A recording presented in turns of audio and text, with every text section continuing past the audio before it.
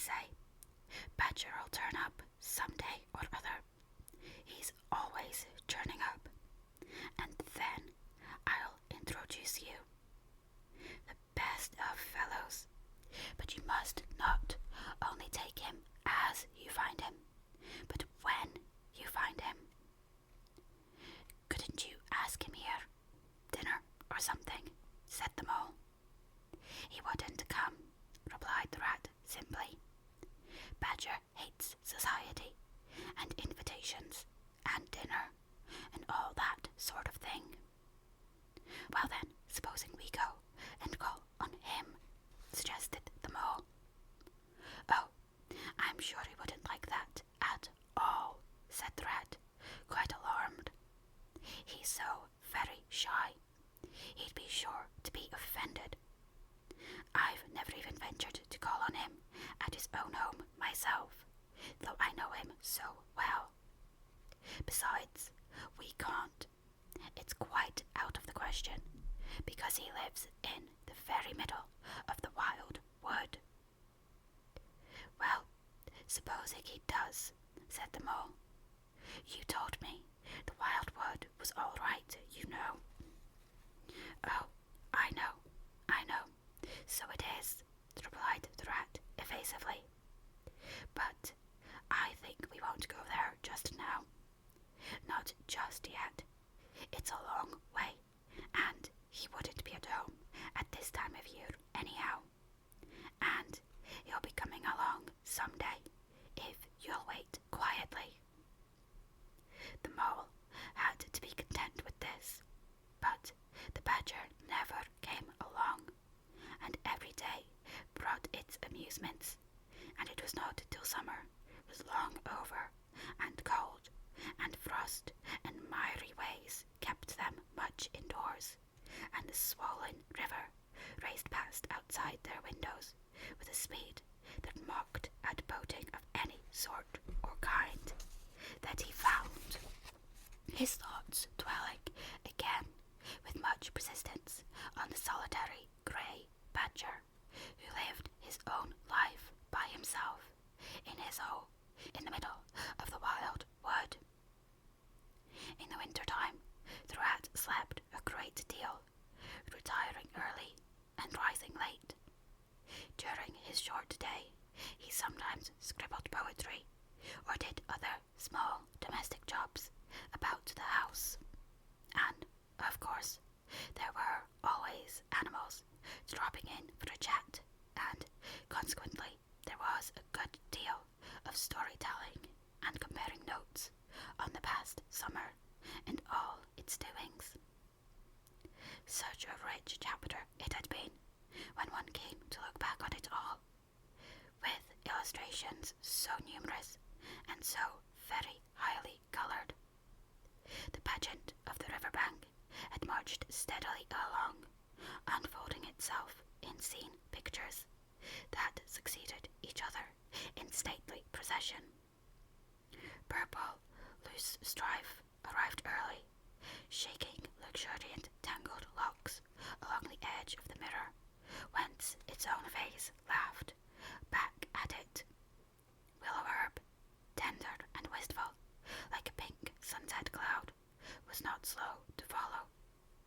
Comfrey, the purple hand in hand with the white, crept forth to take its place in the line, and at last, one morning, the diffident and delaying dog Rose stepped delicately on the stage, and one knew, as if string music had announced it in stately chords that strayed into a covert, that June at last was here. One member of the company was still awaited, the shepherd boy for the nymphs to woo. The night for whom the ladies waited at the window, the prince that was to kiss the sleeping summer back to life and love. But when Meadowsweet, debonair, and odorous in amber jerkin moved graciously to his place in the group, then the play was ready to begin. And what a play it had been! Drowsy animals, snug in their holes, while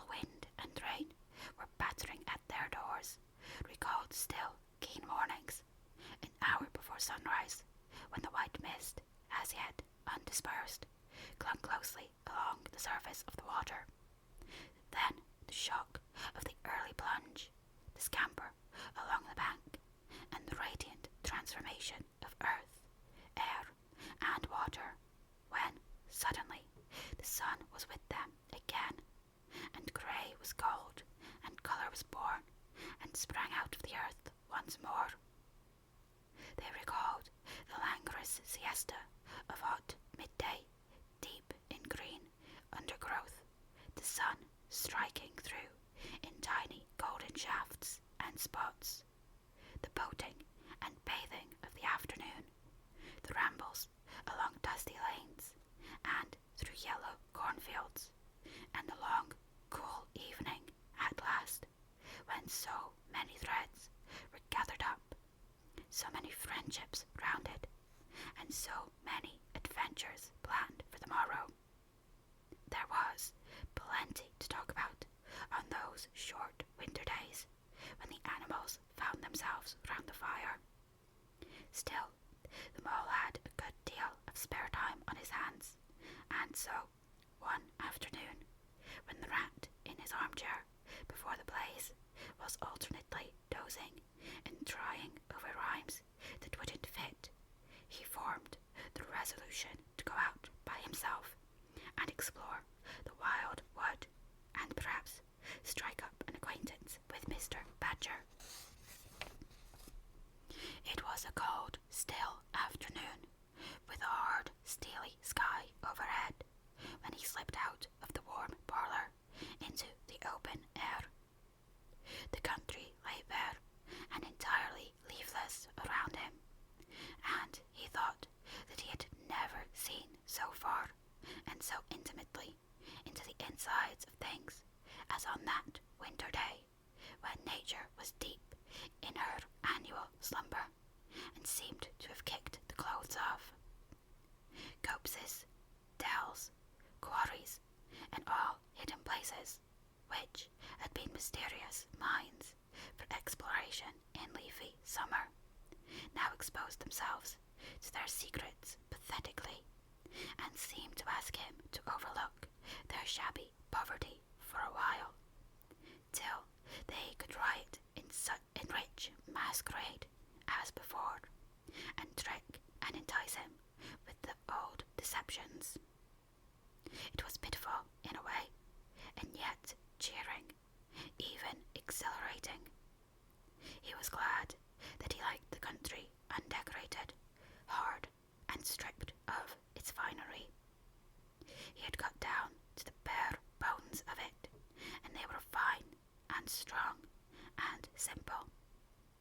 He did not want the warm clover and the play of seeding grasses, the screens of quickset, the billowy drapery of beech and elm seemed best away, and with great cheerfulness of spirit he pushed on towards the wild wood, which lay before him, low and threatening, like a black reef in some still southern sea.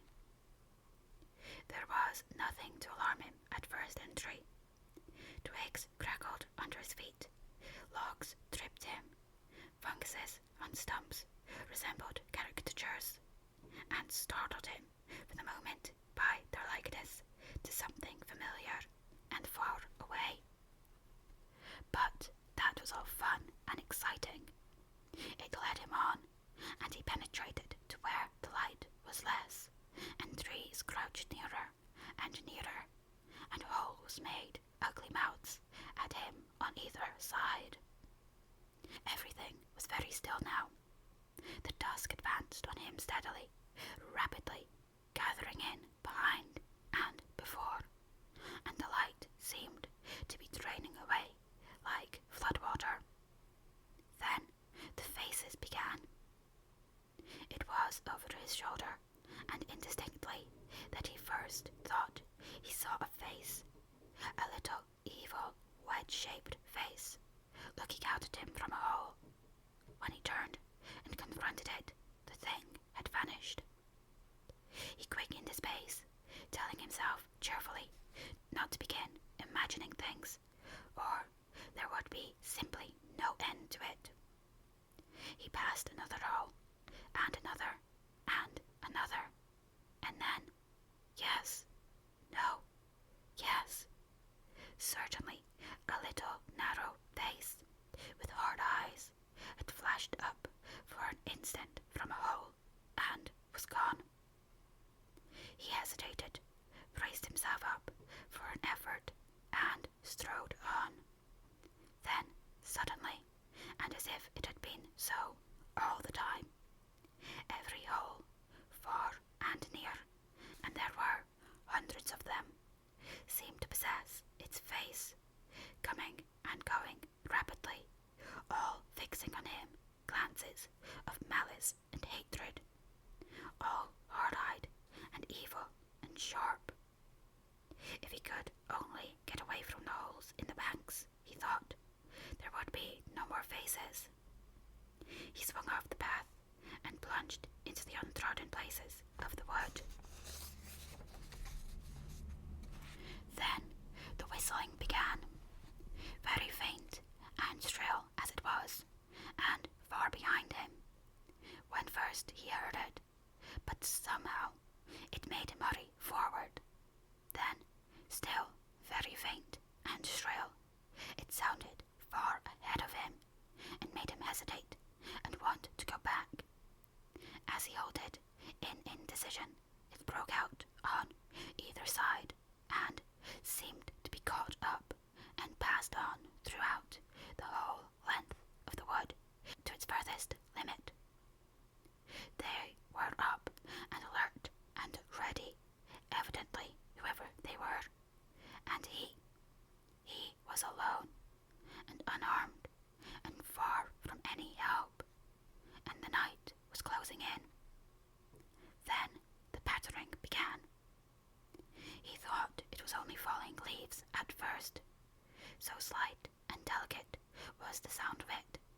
Then, as it grew, it took a regular rhythm, and he knew it for nothing else but the pat, pat, pat of little feet, still a very long way off. Was it in front or behind?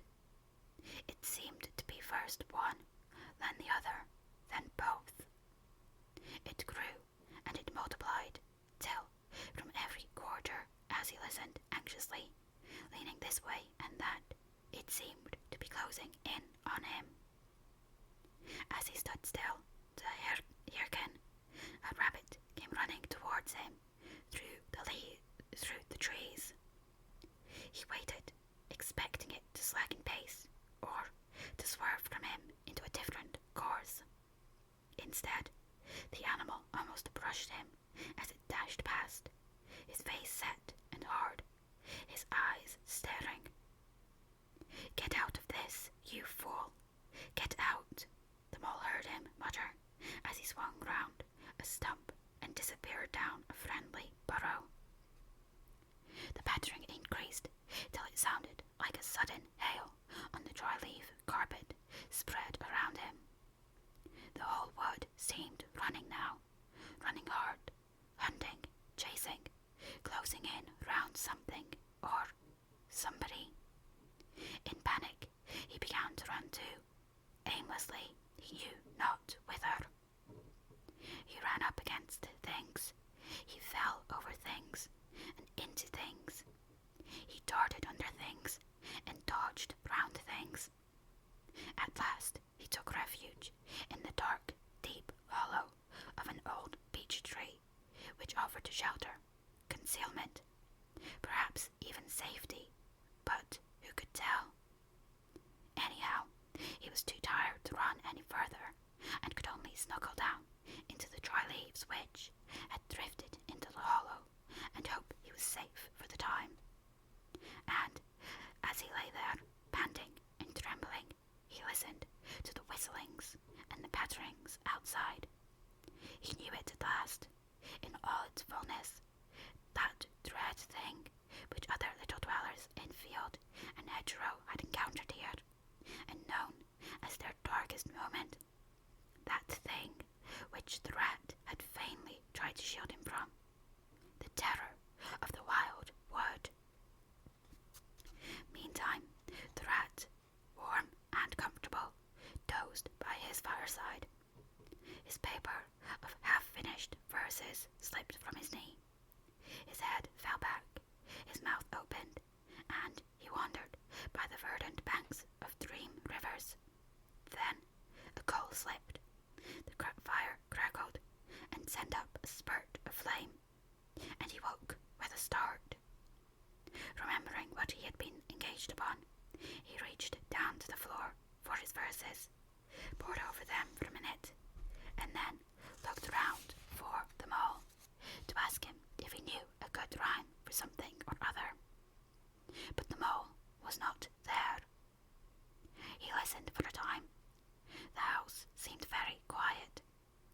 Then he called, "Moley," several times, and receiving no answer, got up and went out into the hall. The mole's cap was missing from its accustomed peg. His galoshes, which always lay by the umbrella stand, were also gone. The rat left the house and carefully examined the muddy surface of the ground outside, hoping to find the mole's tracks. There they were, sure enough. The galoshes were new, just bought for the winter, and the pimples on their soles were fresh and sharp. He could see the imprints of them in the mud, running along straight and purposeful, leading direct to the wild wood. The rat looked very grave and stood in deep thought for a minute or two. Then he re-entered the house, strapped a belt round his waist, shoved a brace of pistols into it, took up a stout cudgel that stood in a corner of the hall, and set off for the wild wood at a smart pace. It was already getting towards dusk when he reached the first fringe of trees and plunged without hesitation into the wood, looking anxiously on either side for any sign of his friend. Here and there, wicked little faces popped out of holes, but vanished immediately at sight of the valorous animal, his pistols, and the great ugly cudgel in his grasp. And the whistling and pattering, which he had heard quite plainly on his first entry, died away and ceased, and all was very still. He made his way manfully through the length of the wood to its furthest edge. Then, forsaking all paths, he set himself to traverse it laboriously, working over the whole ground, and all the time calling out cheerfully, "Moley, Moley, Moley, where are you? It's me, it's old rat." He had patiently hunted through the wood for an hour or more, when at last, to his joy, he heard a little answering cry.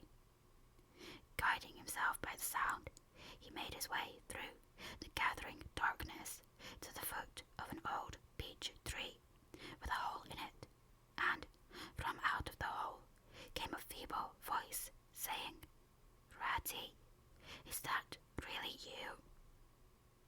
The rat crept into the hollow, and there he found the mole, exhausted and still trembling.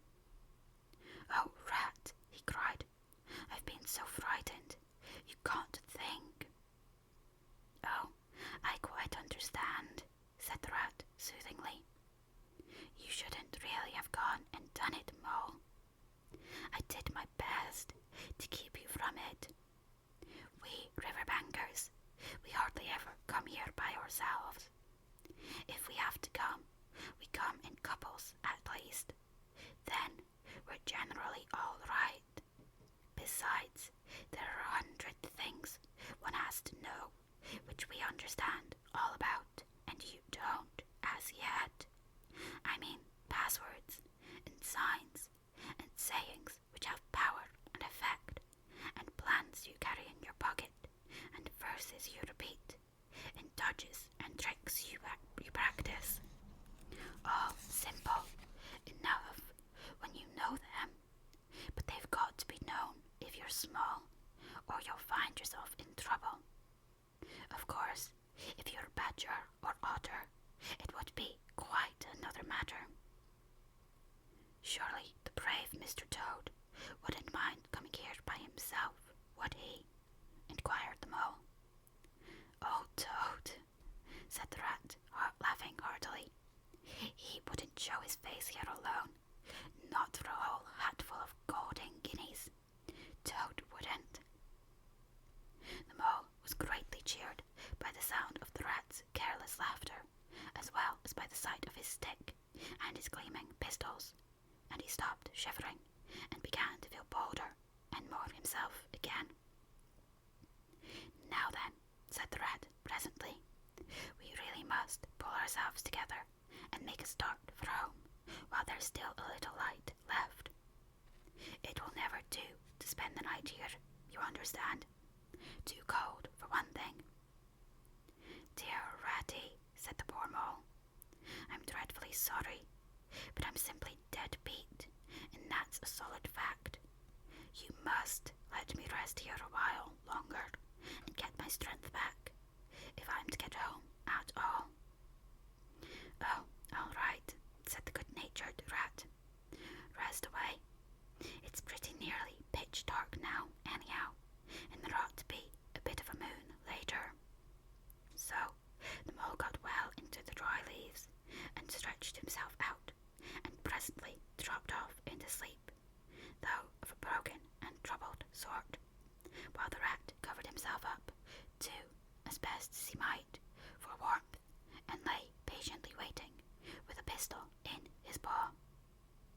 When at last the mole woke up, much refreshed and in his usual spirits, the rat said, Now then, I'll just take a look outside and see if everything's quiet, and then we really must be off.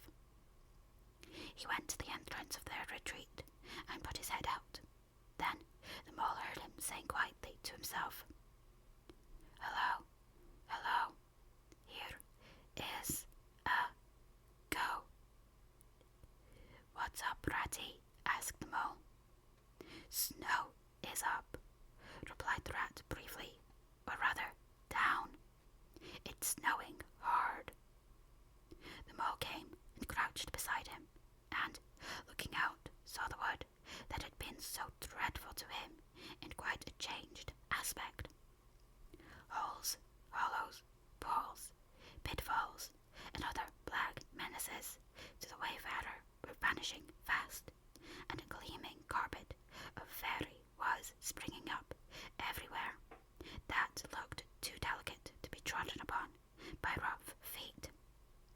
A fine powder filled the air and caressed the cheek with a tingle in its touch, and the black boles of the trees showed up in a light that seemed to come from below. Well, well, it can't be helped, said the rat, after pondering. We must make a start and take our chance, I suppose. The worst of it is, I don't exactly know where we are, and now this snow makes everything look so very different. It did indeed. The mole would not have known that it was the same wood. However, they set out bravely and took the line that seemed most promising, holding on to each other and pretending with invincible cheerfulness that they recognized an old friend in every fresh tree that grimly and silently greeted them, or saw openings, gaps, or paths with a familiar turn in them, in the monotony of white space and black tree trunks that refused to vary. An hour or two later, they had lost all count of time. They pulled up, dispirited, weary, and hopelessly at sea, and sat down on a fallen tree trunk to recover their breath and consider what was to be done. They were aching with fatigue and bruised with tumbles. They had fallen into several holes and got wet through. The snow was getting so deep that they could hardly drag their little legs through it, and the trees were thicker and more like each other than seemed to be no end to this wood, and no beginning, and no difference in it, and, worst of all, no way out. "We can't sit here very long," said the rat. "We shall have to make another push for it, and do something or other. The cold is too awful for anything, and the snow will soon be too deep for us to wade through." He peered about him and considered. "Look here," he went on. "This is what occurs to me. There's a sort of dell down there in front of us, where the ground seems all hilly and humpy and hummocky. We'll make our way down into that and try to find some sort of shelter, a cave or hole with a dry floor to it, out of the snow and the wind, and there we'll have a good rest before we try again, for we're both of us pretty dead beat. Besides, the snow may leave off, or something may turn up." So, once more they got on their feet and struggled down into the dell, where they hunted about for a cave or some corner that was dry, and a protection from the keen wind and the whirling snow. They were investigating one of the hummocky pits the rat had spoken of, when suddenly the mole tripped up and fell forward on his face with a squeal. "Oh, my leg!" he cried. "Oh, my poor shin!" And he sat up on the snow and nursed his leg in both his front paws. "Poor old mole," said the rat kindly. "You don't seem to be having much luck today, do you? Let's have a look at that leg. Yes," he went on, going down on his knees to look. "You've cut your shin, sure enough. Wait till I get at my handkerchief, and I'll tie it up for you. I must have tripped over a hidden branch or a stump," said the mole miserably. "Oh my, oh my." "It's a very clean cut," said the rat, examining it again attentively. "That was never done by a branch or a stump. Looks as if it was made by a sharp edge of something in metal. Funny." He pondered a while and examined the humps and slopes that surrounded them. "Well, never mind what done it," said the mole, forgetting his grammar in his pain. "It hurts just the same, whatever done it." But the rat, after carefully tying up the leg with his handkerchief, had left him and was busy scraping in the snow. He scratched and shoveled and explored all four legs, working busily, while the mole waited impatiently, remarking at intervals, "Oh, come on, rat." Suddenly the rat cried, "Hooray!" and then, "Hooray, hooray, hooray, hooray," and fell to executing a feeble jig in the snow. "What have you found, Ratty?" asked the mole, still nursing his leg. "Come and see," said the delighted rat as he jigged on. The mole hobbled up to the spot and had a good look. "Well," he said at last slowly, "I see it right enough.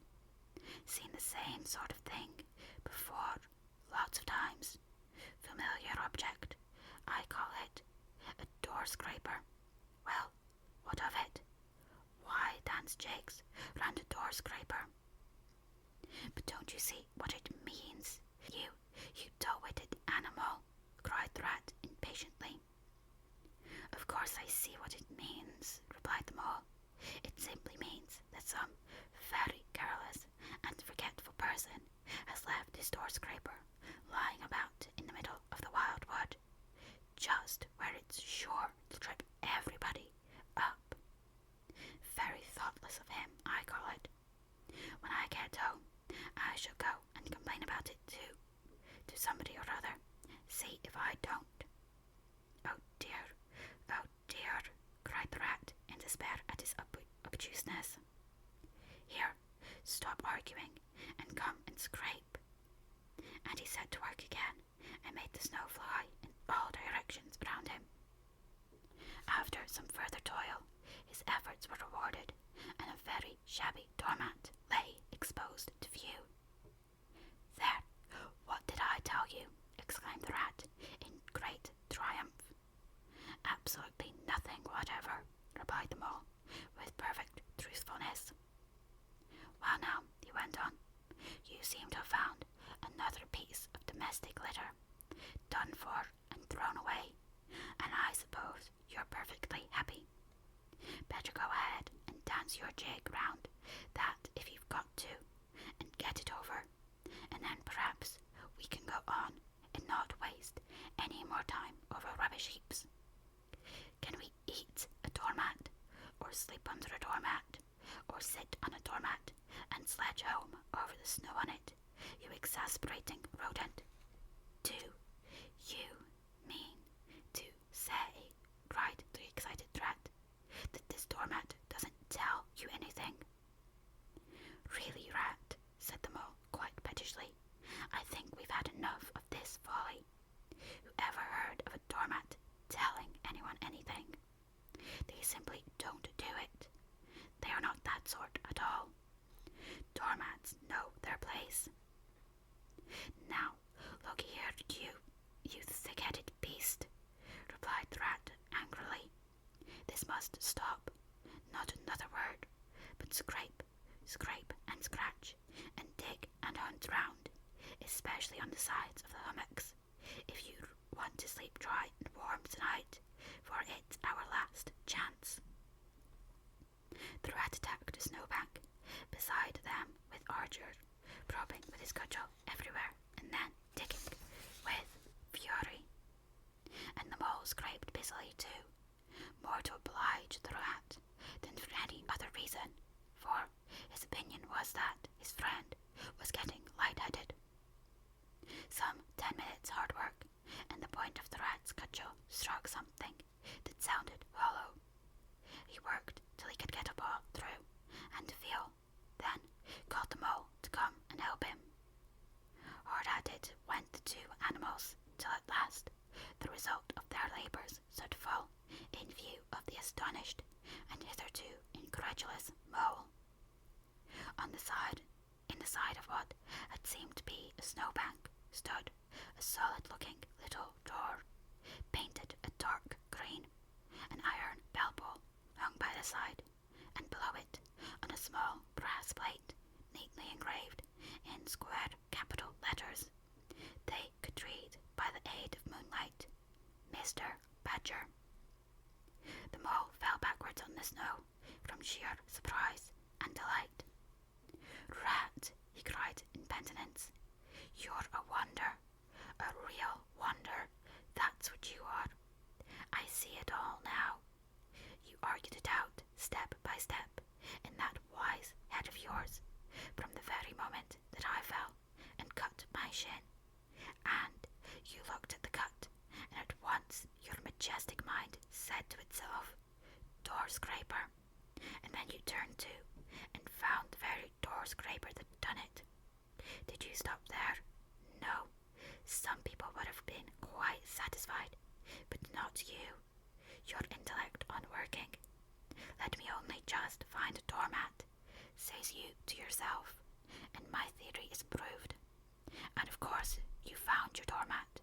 You're so clever, I believe you could find anything you liked. Now, says you, that door exists, as plain as if I saw it. There's nothing else remains to be done but to find it. Well, I've read about that sort of thing in books, but I've never come across it before in real life. You ought to go where you'll be properly appreciated. You're simply wasted here among us fellows. If I only had your head, Ratty. But as you haven't, interrupted the rat, rather unkindly, I suppose you're going to sit on the snow all night and talk. Get up at once and hang on to that bell pull you see there, and ring hard as you can, while I hammer." While the rat attacked the door with his stick, the mole sprang up at the bell pull, clutched it, and swung there, both feet well off the ground, and for quite a long way off they could hear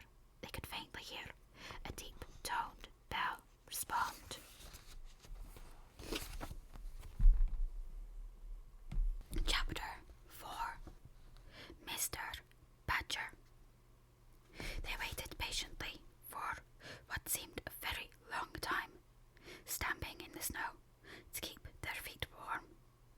At last they heard the sound of slow, shuffling footsteps approaching the door from the inside. It seemed, as the mole remarked to the rat, like someone walking in carpet slippers that were too large for him, and down at the heel, which was intelligent of Mole, because that was exactly what it was. There was the noise of a bolt shot back, and the door opened a few inches, enough to show a long snout and a pair of sleepy, blinking eyes. Now, the very next time this happens, said a gruff and suspicious voice, I shall be exceedingly angry. Who is it this time, disturbing people on such a night? Speak up. Oh, Badger, cried the rat. Let us in, please. It's me, Rat, and my friend Mole, and we've lost our way in the snow. Well, Ratty, my dear little man, exclaimed the Badger, in quite a different voice. Come along in, both of you, at once. Why, you must be perished. Well, I never. Lost in the snow, and in the wild wood, too, and at this time of night. But come in with you. The two animals tumbled over each other in their eagerness to get inside, and heard the door shut behind them with great joy and relief.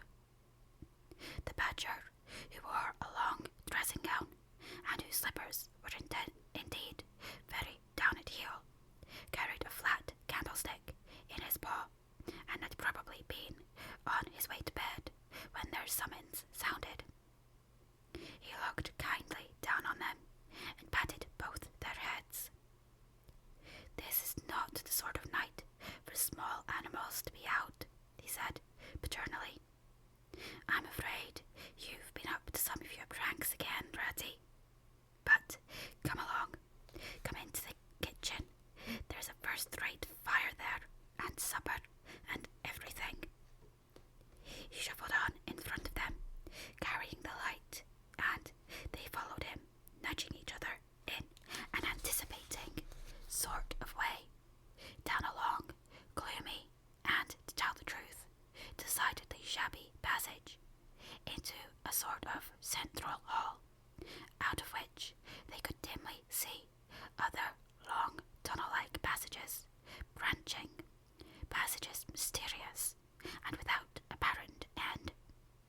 But there were doors in the hall as well, stout, oaken, comfortable-looking doors. One of these the Badger flung open, and at once they found themselves in all the glow and warmth of a large fire-lit kitchen. The floor was well-worn, red brick, and on the wide hearth burned a fire of logs between two attractive chimney corners, tucked away in the wall, well out of any suspicion of draught. A couple of high-backed settles, facing each other on either side of the fire, gave further sitting accommodation for the sociably disposed.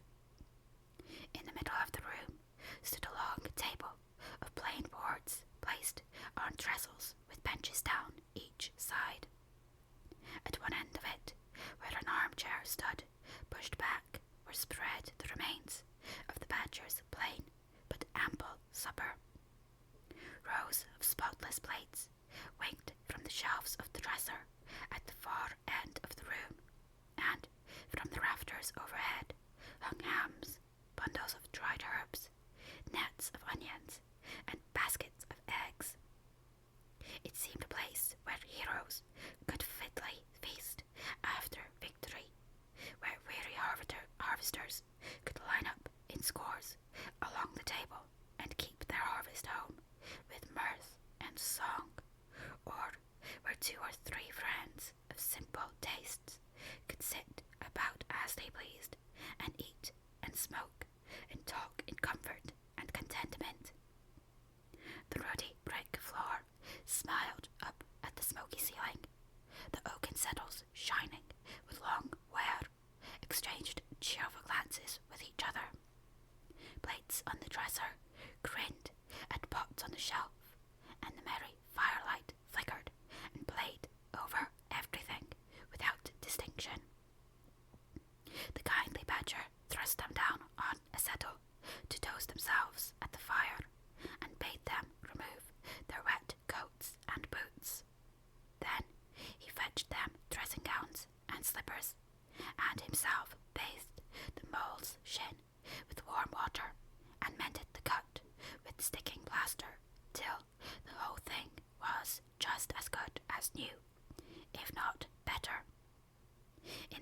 blazing light and warmth, warm and dry at last, with weary legs propped up in front of them, and a suggestive clink of plates being arranged on the table behind. It seemed to the storm-driven animals, now in safe anchorage, that the cold and trackless wildwood just left outside was miles and miles away, and all that they had suffered in it a half-forgotten dream. When at last they were thoroughly toasted, the badger summoned them to the table, where he had been busy laying a repast. But they had felt pretty hungry before, but when they actually saw, at last, the supper that was spread for them, really, it seemed only a question of what they should attack first, where all was so attractive, and whether the other things would obligingly wait for them till they had time to give them attention. Conversation was impossible for a long time, and when it was slowly resumed, it was that regrettable sort of conversation that results from talking with your mouth full. The badger did not mind that sort of thing at all, nor did he take any notice of elbows on the table, or everybody speaking at once. As he did not go into society himself, he had got an idea that these things belonged to the things that didn't really matter. We know, of course, that he was wrong, and took too narrow a view, because they do matter very much, though it take too long to explain why.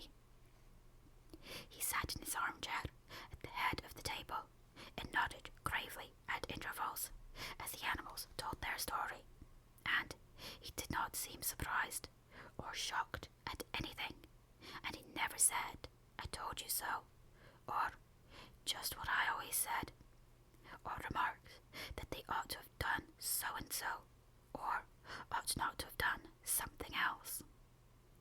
The mole began to feel very friendly towards him. When supper was really finished at last, and each animal felt his skin was now as tight as was decently safe, and that by this time he didn't care a hang for anybody or anything, they gathered round the glowing embers of the great wood fire, and thought how jolly it was to be sitting up so late, and so independent, and so full. And after they had chatted for a time about things in general, the badger said heartily, "Now then, tell us the news from your part of the world.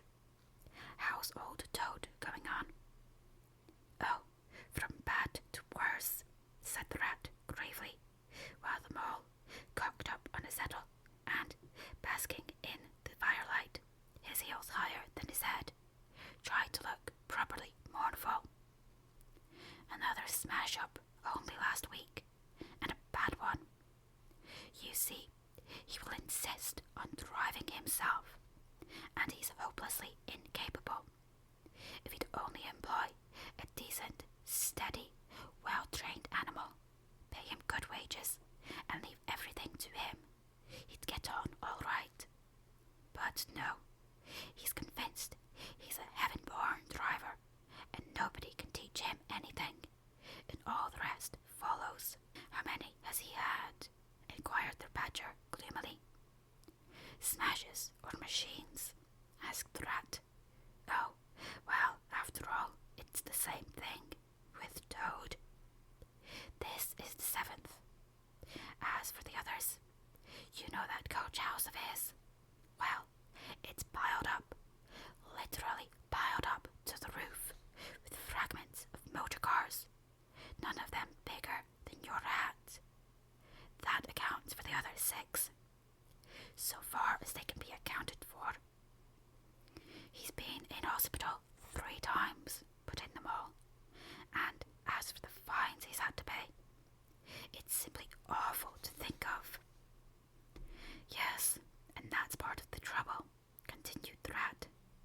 "Toad's rich, we all know, but he's not a millionaire, and he's a hopelessly bad driver, and quite regardless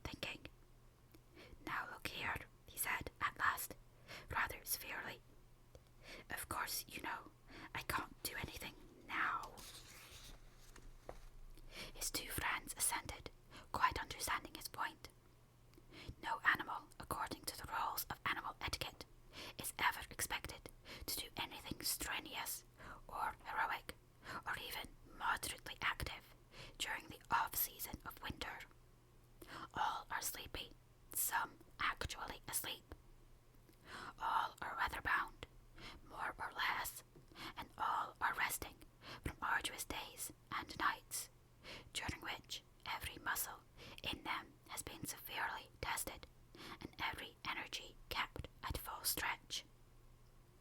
Very well then, continued the Badger. But when once the year has really turned, and the nights are shorter, and halfway through them one rouses and feels fidgety, and wanting to be up and doing by sunrise, if not before, you know. Both animals nodded gravely. They knew. Well, then, went on the Badger, we, that is, you and me, and our friend the Mole here, we'll take Toad seriously in hand. We'll stand no nonsense whatever. We'll bring him back to reason by force, if need be. We'll make him be a sensible Toad. You're asleep, Rat. Not me, said the Rat, waking with a jerk. He's been asleep 2 or 3 times since supper, said the Mole, laughing. He himself was feeling quite wakeful, and even lively, though he didn't know why. The reason was, of course, that he, being naturally an underground animal by birth and breeding, the situation of Badger's house exactly suited him and made him feel at home, while the Rat, who slept every night in a bedroom, the windows of which opened on a breezy river, naturally felt the atmosphere still and oppressive. Well, it's time we were all in bed, said the Badger, getting up and fetching flat candlesticks. Come along, you two, and I'll show you your quarters. And take your time tomorrow morning. Breakfast at any hour ye please. He conducted the 2 animals to a long room that seemed half bedchambered and half loft. The Badger's winter stores, which indeed were visible everywhere, took up half the room. Piles of apples, turnips, and potatoes, baskets full of nuts, and jars of honey. But the 2 little white beds on the remainder of the floor looked soft and inviting, and the linen on them, though coarse, was clean and smelled beautifully of lavender. And the Mole and the Water Rat, shaking off their garments in some 30 seconds, tumbled in between the sheets in great joy and contentment. In accordance with the kindly Badger's injunctions, the 2 tired animals came down to breakfast very late the next morning, and found a bright fire burning in the kitchen, and 2 young hedgehogs sitting on a bench at the table, eating oatmeal porridge out of wooden bowls. The hedgehogs dropped their spoons, rose to their feet, and tucked their heads respectfully as the 2 entered. There, sit down, said the Rat pleasantly, and go on with your porridge. Where have you youngsters come from? Lost your way in the snow, I suppose. Yes, please, sir, said the elder of the 2 hedgehogs respectfully. Me and little Billy here, we was trying to find our way to school. Mother would have us go, was the weather whatever so, and, of course, we lost ourselves, sir, and Billy, he got frightened and took and cried, being young and faint-hearted. And at last we happened up against Mr. Badger's back door, and made so bold as to knock, sir, for Mr. Badger, he's a kind-hearted gentleman, as everyone knows.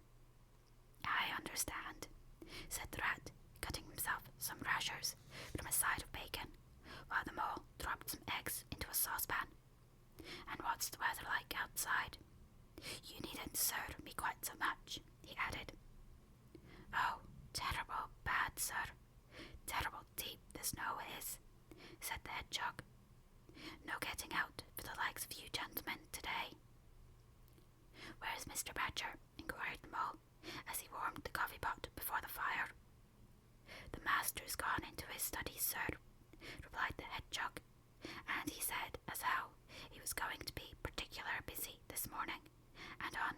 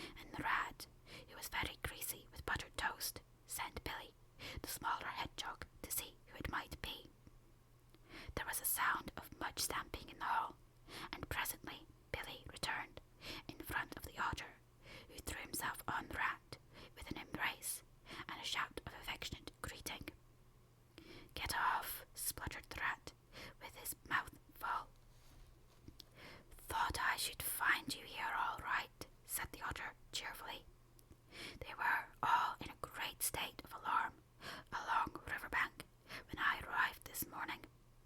Rat never been home all night, nor Mole either. Something dreadful must have happened, they said, and the snow had covered up all your tracks, of course.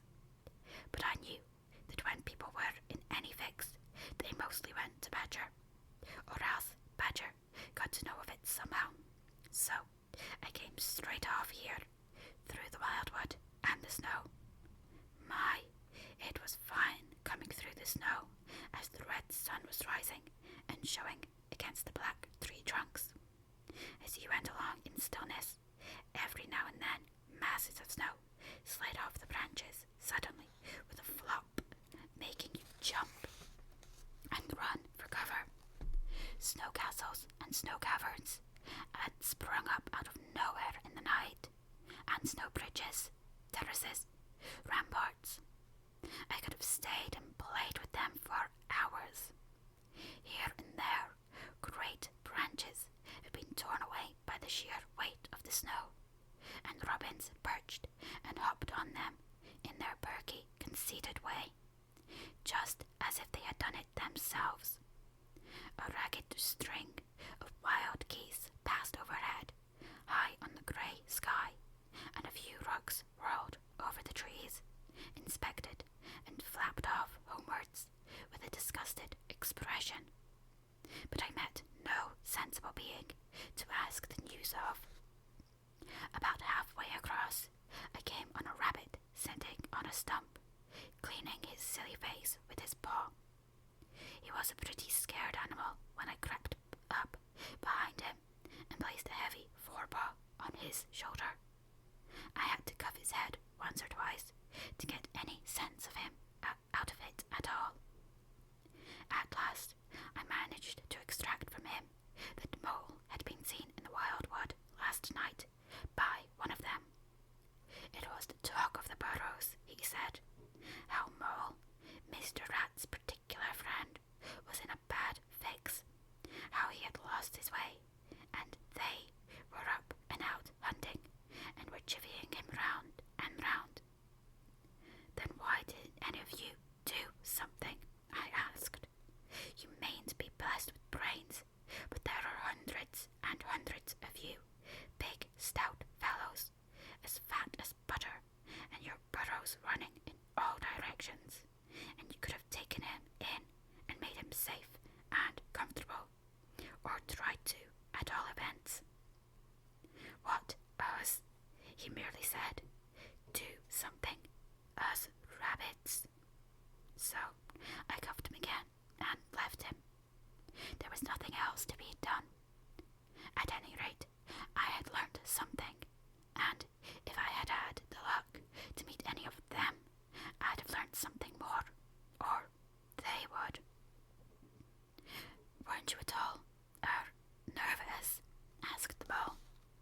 Some of yesterday's terror coming back to him at the mention of the wild wood. Nervous? The otter showed a gleaming set of strong white teeth as he laughed. I'd give 'em nerves if any of them tried anything on with me. Here, Mole, fry me some slices of ham, like the good little chap you are. I'm frightfully hungry, and I've got any amount to say to Ratty here. Haven't seen him for an age. So, the good-natured Mole, having cut some slices of ham, set the hedgehogs to fry it, and returned to his own breakfast, while the otter and the rat, their heads together, eagerly talked river shop, which is long shop, and talk that is endless, running on like the babbling river itself. A plate of fried ham had just been cleared and sent back for more, when the badger entered, yawning and rubbing his eyes, and greeted them all in his quiet, simple way, with kind inquiries for everyone. It must be getting on for luncheon time, he remarked to the otter. Better stop and have it with us. You must be hungry this cold morning. Rather, replied the otter, winking at the Mole. The sight of these greedy young hedgehogs stuffing themselves with fried ham makes me feel positively famished. The hedgehogs, who are just beginning to feel hungry again after their porridge, and after working so hard at their frying, looked timidly up at Mr. Badger, but were too shy to say anything. "Here, you two youngsters, be off home to your mother," said the Badger kindly. "I'll send someone with you to show you the way. You won't want any dinner today, I'll be bound." He gave them 6 pence apiece and a pat on the head, and they went off with much respectful swinging of caps and touching of forelocks. Presently they all sat down to luncheon together. The Mole found himself placed next to Mr. Badger, and, as the other two were still deep in river gossip, from which nothing could divert them, he took the opportunity to tell Badger how comfortable and homelike it all felt to him. "Once well underground," he said, "you know exactly where you are. Nothing can happen to you, and nothing can get at you. You're entirely your own master, and you don't have to consult anybody or mind what they say. Things go on all the same overhead, and you let 'em, and don't bother about them. When you want to, up you go, and there the things are, waiting for you." The Badger simply beamed on him. "That's exactly what I say," he replied. "There's no security or peace and tranquility except underground. And then, if your ideas get larger and you want to expand, why, a dig and a scrape, and there you are. If you feel your house is a bit too big, you stop up a hole or two, and there you are again. No builders, no tradesmen, no remarks passed on you by foes looking over your wall, and, above all, no weather. Look at Rat now. A couple of feet of flood water, and he's got to move into hired lodgings, uncomfortable, inconveniently situated, and horribly expensive. Take Toad. I say nothing against Toad Hall, quite the best house in these parts, as a house. But supposing a fire breaks out, where's Toad? Supposing tiles are blown off, or walls sink or crack, or windows get broken, where's Toad? Supposing the rooms are drafty. I hate a draft myself. Where's Toad? No, up and out of doors is good enough to roam about and get one's living in, but underground to come back to at last. That's my idea of home." The Mole assented heartily, and the Badger, in consequence, got very friendly with him. "When lunch is over," he said, "I'll take you all round this little place of mine. I can see you'll appreciate it. You understand what domestic architecture ought to be. You do." After luncheon, accordingly, when the other two had settled themselves into the chimney corner and had started a heated argument on the subject of eels, the Badger lighted a lantern and bade them all follow him. Crossing the hall, they passed down one of the principal tunnels, and the wavering lights of the lantern gave glimpses on either side of rooms, both large and small. Some mere cupboards, others nearly as broad and imposing as Toad's dining hall. A narrow passage at right angles led them into another corridor, and here the same thing was repeated. The Mole was staggered at the size, the extent, the ramifications of it all. At the length of the dim passages, the solid foldings of the cramped store chambers, the masonry everywhere, the pillars, the arches, the pavements. "How on earth, Badger," he said at last, "did you ever find time and strength to do all this? It's astonishing." "It would be astonishing indeed," said the Badger simply, "if I had done it. But, as a matter of fact, I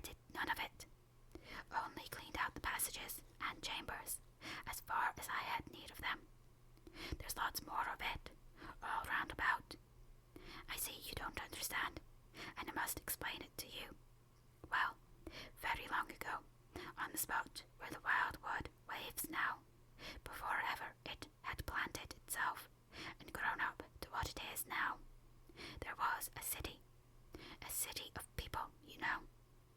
Here, where we are standing, they lived and walked and talked and slept and carried on their business. Here they stabled their horses and feasted. From here they rode out to fight or drove out to trade. They were a powerful people and rich and great builders. They built to last, for they thought their city would last forever. Well, what has become of them all? Asked the mole. Who can tell? Said the badger.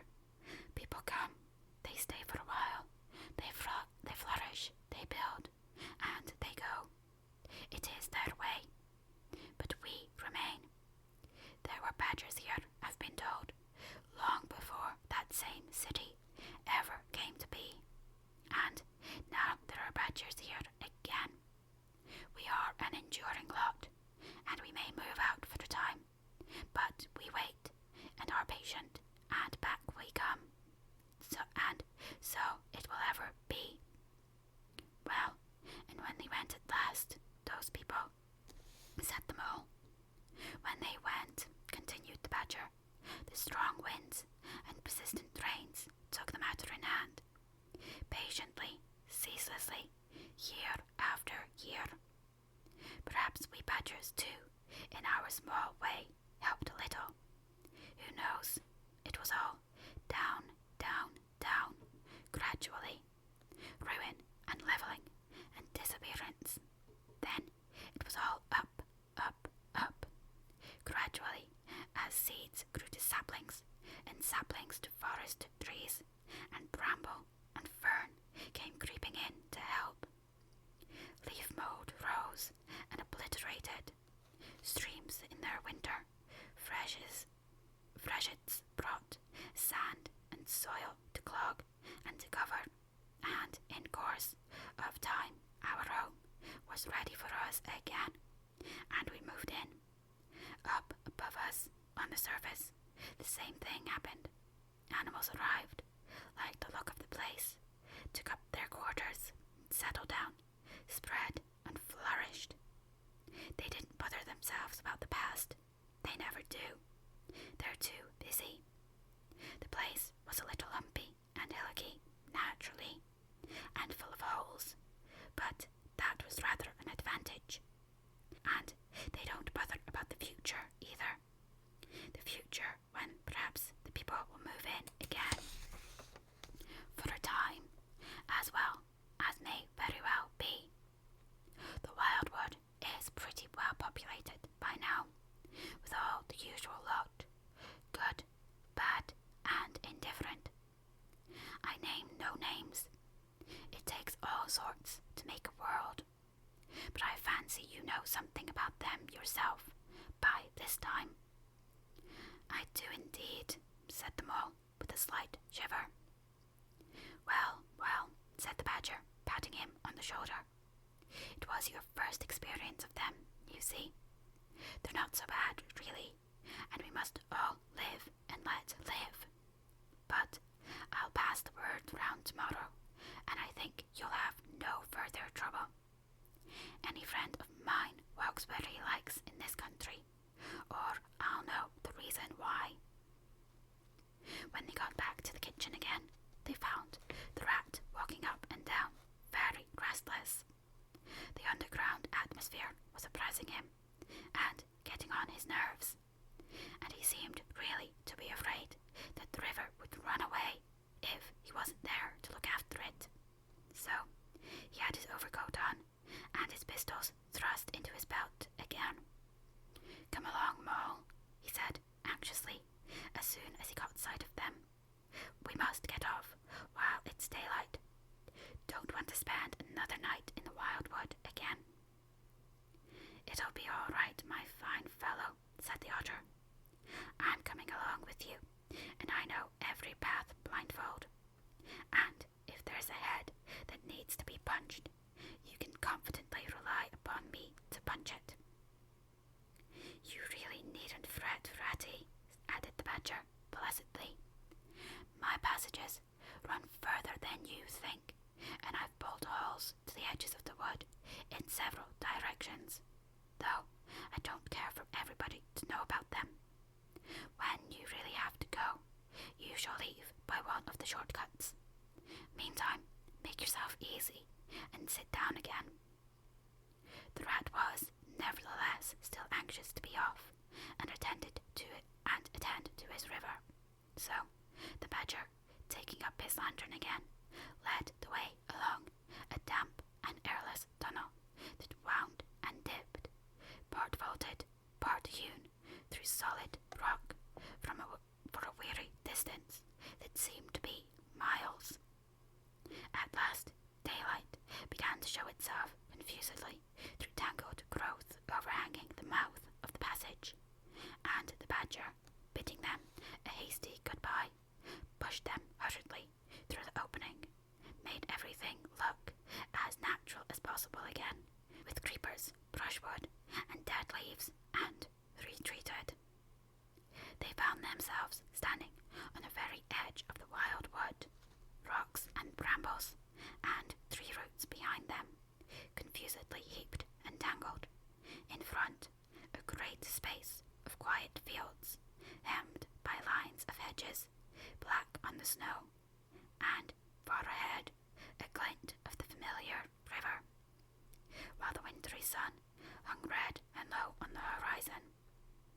The otter, as knowing all the paths, took charge of the party, and they trailed out on a beeline for a distant stile. Pausing there a moment and looking back, they saw the whole mass of the wild wood, dense, menacing, compact, grimly set in vast white surroundings. Simultaneously, they turned and made swiftly for home, for firelit and the familiar things it played on, for the voice sounding cheerily outside their window of the river that they knew and trusted in all its moods, that never made them afraid with any amazement.